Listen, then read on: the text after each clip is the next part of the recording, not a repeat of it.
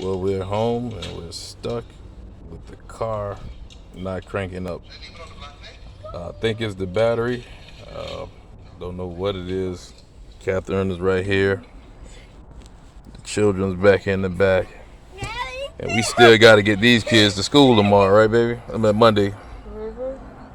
So I don't know how we going to do this without any type of car to get them to school. And the school is a long ways, guys. We're stuck in a rut. Big rut.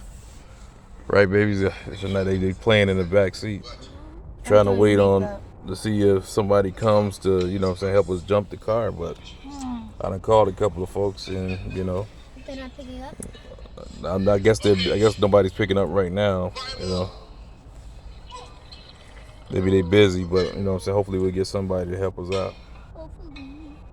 So I got to get to school. So this is what bind we're stuck in today. Stuck in the house. The cars, like I said, I tried to crank it up. Yeah, the other day I did it, and my brother told me to scrape the wire, scrape the thing, and I scraped it, and it cranked right up. I don't know if I killed the cells in the battery because the water. I think the water was low inside the battery. I looked at this morning, the water was low in the battery. So I don't know. I guess the battery is doing good, right, baby? Huh? Guess no. But this is the rut we're stuck in right now. So,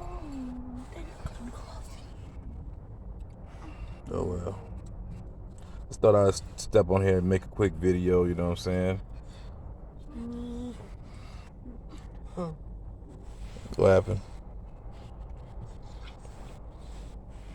Yeah. Got a lot of stuff on mine right now.